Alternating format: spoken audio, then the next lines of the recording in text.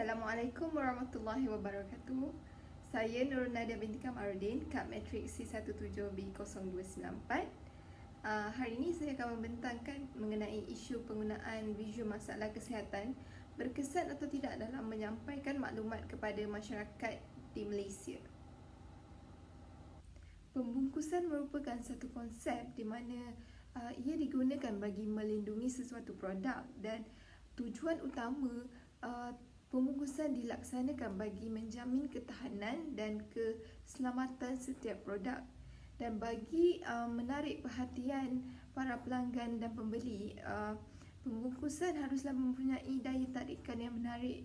Contohnya mempunyai warna, tipografi, ilustrasi, maklumat ataupun informasi yang menarik dan mampu memberi manfaat kepada para pengguna. Menurut laman portal rasmi Kementerian Kesihatan Malaysia iaitu MyHealth, mereka telah menyatakan bahawa merokok adalah salah satu tabiat yang berbahaya di mana peratusan perokok setiap tahun meningkat di dunia. Statistik bagi Malaysia saja, hampir 10,000 rakyat Malaysia telah mati akibat merokok. Bagi membendung masalah ini, pihak Kementerian Kesihatan Malaysia telah mengambil inisiatif dengan menguatkuasakan undang-undang di mana setiap kotak rokok harus mempunyai 40% ataupun 40% visual masalah kesihatan bagi menyampaikan kesan negatif kepada perokok ataupun pembeli. Setelah banyak kajian kebangsaan yang dilakukan, hal ini memberi gambaran bahawa banyak usaha perlu dilakukan bagi menjadikan Malaysia sebagai sebuah negara yang bebas daripada ancaman rokok, dan disebabkan oleh itu pihak Kementerian Kesihatan Malaysia ataupun pihak kerajaan telah melaksanakan satu undang-undang di mana mereka menguatkuasakan setiap pembungkusan haruslah mempunyai 40% visual grafik yang memaparkan mengenai masalah kesihatan akibat rokok. Visual ataupun penggunaan image merupakan salah satu elemen yang digunakan daripada bidang komunikasi visual, di mana dalam bidang ini komunikasi visual mempunyai pelbagai cabang, antaranya tipografi, fotografi, videografi, corporate identity ataupun penjenamaan semula corporate. Jadi untuk kajian kali ini, pihak kerajaan telah menggunakan image ataupun visual sebagai perantara utama bagi menyampaikan maklumat kepada para pengguna. Bagi permasalahan kajian pula, saya ingin melihat sama ada inisiatif yang dijalankan oleh pihak Kementerian Kesihatan ini benar-benar berkesan dalam menyampaikan maklumat kepada pihak perokok dan masyarakat di Malaysia, kerana kita faham bahawa tahap penerimaan seseorang individu itu adalah berbeza mengikut individu.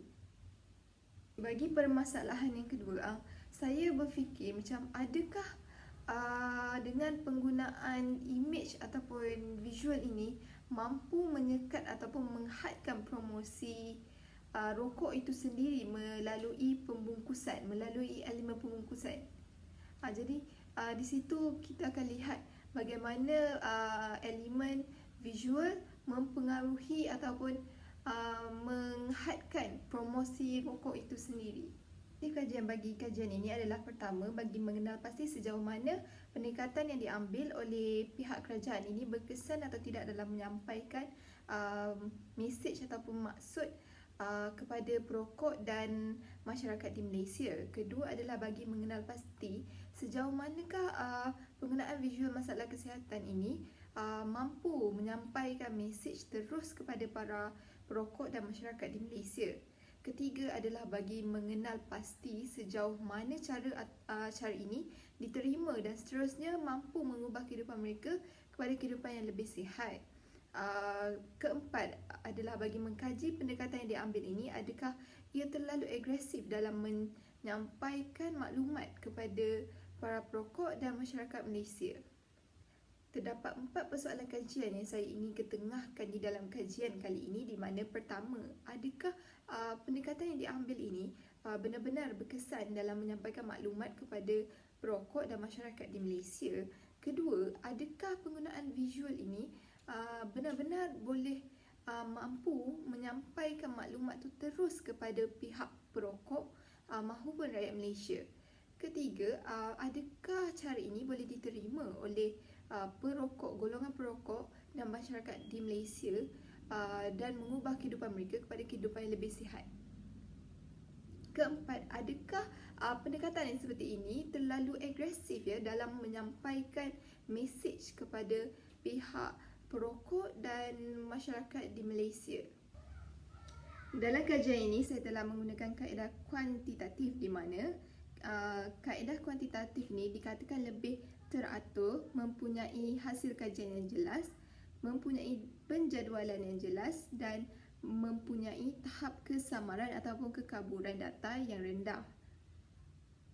Bagi cara pengumpulan data pula, saya telah menggunakan kaedah borang soal selidik di mana borang tersebut terbahagi kepada dua bahagian iaitu bahagian A dan bahagian B. Bahagian A mengandungi maklumat diri ataupun demografi responden, manakala bahagian B pula mengenai soalan-soalan yang saya ingin ajukan kepada pihak responden bagi pengumpulan data kajian saya. Dapatan kajian bagi demografi jantina menunjukkan daripada 127 orang responden, 70% adalah daripada kalangan wanita ataupun perempuan dan 30% sahaja daripada kalangan lelaki. Di sini majoriti daripada responden adalah daripada kalangan wanita. Dapatan kajian bagi demografi umur pula terbahagi kepada 3 iaitu 19 hingga 21 tahun, 22 hingga 24 tahun, 25 hingga 27 tahun. Di mana data bagi 19 hingga 21 tahun adalah sebanyak 17% dan 67% adalah daripada golongan 22 hingga 24 tahun dan 16% adalah daripada golongan 25 hingga 27 tahun. Dan kita dapat lihat bahawa majoriti daripada responden adalah daripada umur 22 hingga 24 tahun. Bagi status demografi bangsa pula, kita terbahagi kepada 4 bangsa iaitu Melayu, Cina, India dan lain-lain, di mana daripada 127 orang responden, 84% adalah daripada kalangan bangsa Melayu, 6% adalah daripada kalangan bangsa Cina, 4% adalah daripada kalangan bangsa India dan 6% juga adalah daripada kalangan bangsa lain-lain. Bagi persoalan pertama, adakah tindakan yang diambil oleh pihak kerajaan ini berkesan kepada perokok dan masyarakat di Malaysia? Daripada 127 orang responden, sebanyak 57.5% telah bersetuju dengan tindakan yang diambil oleh pihak kerajaan dalam memberi kesan positif kepada para perokok dan masyarakat di Malaysia. Manakala sebanyak 42.5% menyatakan bahawa mereka tidak bersetuju dengan tindakan yang diambil oleh pihak kerajaan. Bagi persoalan dua pula iaitu adakah tindakan ataupun cara ini mampu menyampaikan mesej ataupun maklumat terus kepada pihak perokok dan masyarakat Malaysia.